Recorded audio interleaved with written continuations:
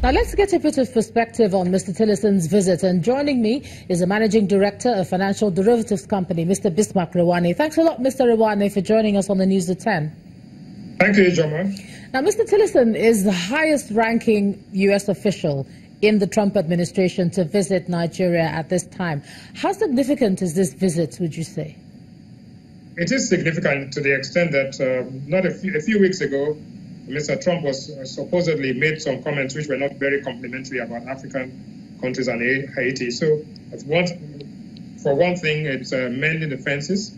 And secondly, it's very important. The U.S. is Nigeria's most important trading partner.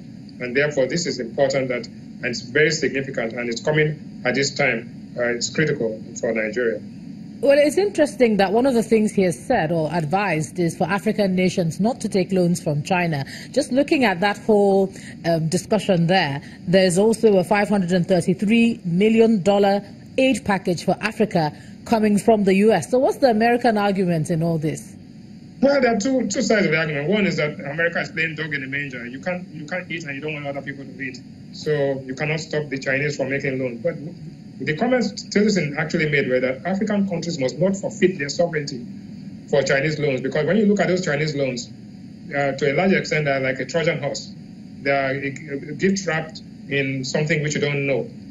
So one has to be very careful, because it was all right for Nigerians to be borrowing or Africans to be borrowing significantly, but now we're going to a situation where interest rates are going to start increasing again. The U.S. Fed is going to increase interest rates at least 4 times this year. And so we can easily be going into what they call a time bomb, a debt time bomb, and we have to be very careful. It's not the amount of borrowing, but what you use the proceeds for. And you know that Nigeria in 2003 had to pay $18 billion cash to get a write-off of $36 billion. Our debt to export ratio at that time had dropped all the way significantly to about 17%. We're using 17% of our exports to pay for our debt service. Today, it's back up to 57%. That means that 57 cents in every dollar we earn today is being used to service external debt.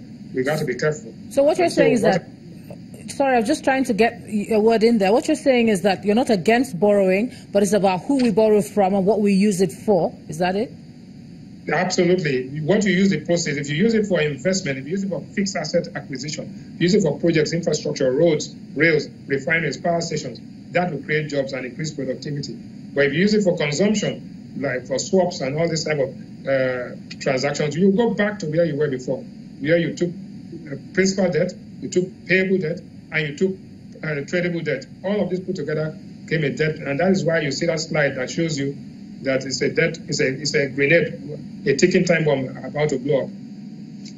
All right, thank you so very much, the Managing Director of Financial Derivatives Company, Mr. Bismarck Rewane, for joining us on the News at 10 tonight. Thank you. Thank you.